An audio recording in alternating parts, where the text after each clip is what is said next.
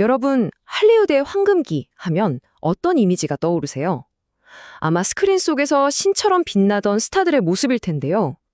하지만 그 화려한 미소 뒤에는 빛나는 만큼 아주 거대한 그림자가 있었습니다.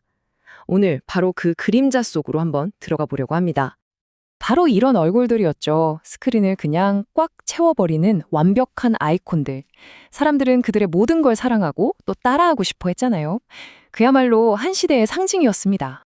그런데 여기서 정말 충격적인 사실이 하나 있습니다. 우리가 그렇게 사랑했던 그 모습 있잖아요. 그게 사실 온전히 그들의 것이 아니었다는 거예요. 거대한 스튜디오가 처음부터 끝까지 기획하고 만들어내고 소유권까지 주장했던 하나의 완벽한 상풍이었던 거죠. 네, 바로 이 질문이 오늘 이야기의 핵심입니다. 옛날 할리우드에서 배우가 아니라 진짜 권력을 쥐고 있던 건 대체 누구였을까? 지금부터 그 거대한 시스템의 실체를 한번 파헤쳐 보겠습니다. 자, 모든 이야기는 1930년대에 시작됩니다. 이때는 정말 소수의 거대 스튜디오들이 영화 산업 전체를 그냥 소나기에 놓고 마음대로 주무르던 그런 막강한 독점의 시대였어요. 그 권력의 심장부에는 수직 계열화라는 비즈니스 모델이 있었습니다. 이게 뭐냐면 생각해 보세요. 영화를 만드는 스튜디오, 그걸 전국으로 보내는 배급사, 그리고 관객들이 돈 내고 영화를 보는 극장까지 이 모든 걸 한 회사가 다 가진 거예요. 그러니까 경쟁자가 비집고 들어올 틈이 아예 원천적으로 차단된 그야말로 완벽한 통제 시스템이었습니다. 보시면 당시 할리우드는 딱 8개 회사가 지배하는 그들만의 왕국이었어요. 특히 저 위에 빅5 보이죠? 파라마운트, MGM 같은 회사들. 이 회사들은 극장까지 갖고 있었기 때문에 그야말로 절대 권력이었습니다.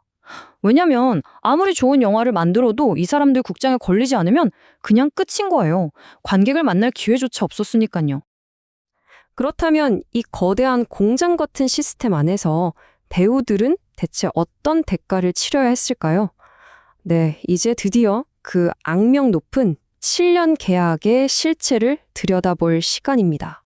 통제의 첫 단계는요, 바로 이름을 빼앗는 거였습니다. 자기 정체성을 지워버리는 거죠. 여기 보세요. 루시엘은 조안 크로포드라는 이름의 상표이 됐고, 프랜시스 검은 주디 갈랜드라는 브랜드로 다시 태어났습니다. 이제 그들의 이름조차 스튜디오 소유물이 되어버린 거예요. 워너브라더스의 수장이었던 잭 워너가 배우 베티 데이비스에게 했다는 이 말. 당신은 말 잘 듣는 인형이 될 겁니다. 이게 당시 시스템을 정말 적나라하게 보여주는 말이죠. 배우는 예술가가 아니라 스튜디오가 원하는 대로 움직이는 자산, 그러니까 그냥 재산이었던 겁니다. 그리고 이게 스튜디오가 가진 가장 강력하고도 악랄한 무기였습니다. 바로 정직 조항. 만약 배우가 스튜디오가 주는 역할이 마음에 안 든다고 거부하잖아요? 그럼 스튜디오는 당장 월급을 끊어버리고 동시에 계약 기간의 시계도 딱 멈춰버렸어요. 7년 계약인데 멈춘 시간은 포함이 안 되는 거예요. 이건 사실상 계약이라는 감옥에 배우를 영원히 가둬둘 수 있는 그런 끔찍한 족수였던 거죠. 와, 근데 통제가 여기서 끝이 아니었어요. 누구랑 데이트할지까지 간섭하는 도덕 조항도 있었고요. 말을 안 들으면 벌로 다른 스튜디오에 빌려주는 일도 흔했습니다. 심지어 영화가 아무리 대박이 나도 배우는 딱 정해진 죽음만 받았어요. 머리 색깔부터 성형수술까지 정말 머리부터 발끝까지 사생활부터 돈까지 모든 게 스튜디오의 통제 아래에 있었던 겁니다. 하지만 영원할 것 같던 이 철옹성에도 조금씩 균열이 생기기 시작합니다. 그 중심에 누가 있었냐? 바로 워너브라더스 최고의 스타 베티 데이비스가 있었습니다. 아니, 오스카상까지 받았는데 계속해서 수준 낮은 시나리오만 주니까 그녀가 모든 걸 걸고 싸우기로 한 거죠. 영국으로 건너가서 소송까지 불사했지만 결과는 거대한 스튜디오라는 골리앗 앞에서 그녀의 용감한 도전은 안타깝게도 패배로 끝나고 맙니다. 그리고 법원의 판결이 정말 잔인했습니다. 워너브라더스를 위해 일하지 않을 자유는 있다. 하지만 다른 누구를 위해서도 일할 수는 없다. 이게 무슨 뜻일까요? 자유를 준 게 아니에요. 이건 마치 새 장문은 열어줬는데 새 장 밖은 그냥 허공인 거랑 똑같았죠. 빠져나갈 수 없는 완벽한 덫이었습니다. 베티 데이비스는 법정에서 졌죠. 힘들었죠. 하지만 그녀 덕분에 세상은 이 시스템이 얼마나 잔인한지 똑똑히 알게 됐습니다. 그녀가 낸 이 첫 번째 균열이 결국 이 거대한 격을 무너뜨릴 두 번의 결정적인 싸움으로 이어지게 됩니다. 자, 숫자 2855. 이게 뭘까요? 이게 바로 또 다른 배우 올리비아 드 하빌랜드가 시작한 싸움의 상징입니다. 캘리포니아 노동법 제2855조. 훗날 그녀의 이름을 따서 드 하빌랜드법이라고 불리게 되는 바로 그 조항이죠. 그 하빌랜드의 승리는 정말 결정적이었습니다. 법원이 정직 조항을 써서 계약을 막 무기한으로 늘리는 건 불법이다 라고 판결을 내린 거예요. 7년 계약은 이제 진짜로 달력상의 7년이 된 겁니다. 와, 배우들을 꽁꽁 묶어두던 가장 강력한 족쇄가 마침내 박살나는 순간이었죠. 배우들이 이렇게 안에서 싸우는 동안 밖에서는 정부가 움직였습니다.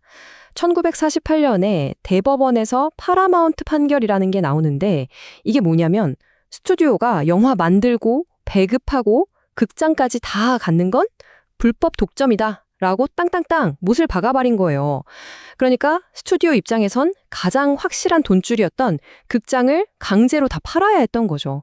이러니 더 이상 비싼 스타들을 예전처럼 장기 계약으로 묶어둘 돈도 힘도 없어진 겁니다. 자, 이렇게 두 번의 결정적인 싸움으로 낡은 벽은 완전히 무너졌습니다. 그렇다면 그 폐허 위에서 어떤 새로운 할리우드가 만들어졌을까요? 그 유산과 오늘날의 모습을 한번 살펴보겠습니다. 변화는 정말 근본적이었습니다. 예전엔 배우가 스튜디오의 소유물이었다면 이제는 프로젝트의 파트너로 위상이 완전히 바뀐 거죠. 고정 월급 대신에 영화 수익을 나눠 갖는 백엔드 계약 같은 게 생겨났고요. 무엇보다 스튜디오가 시키는 대로 하는 게 아니라 자기가 원하는 작품을 직접 선택할 수 있는 자율성을 얻게 된 겁니다. 한마디로 권력이 스튜디오에서 스타에게로 넘어온 거죠. 창작의 자유를 위한 이 길고 긴 투쟁. 참 많은 걸 생각하게 하죠. 그런데 어쩌면 이 질문은 과거가 아니라 바로 지금 우리를 향하고 있는지도 모릅니다. 스튜디오의 족쇄는 이제 스트리밍 플랫폼의 알고리즘으로 그 모습만 바꾼 건 아닐까요?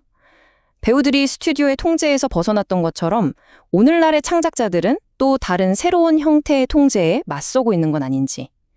역사는 어쩌면 이렇게 다른 모습으로 계속 반복되고 있는지도 모르겠습니다.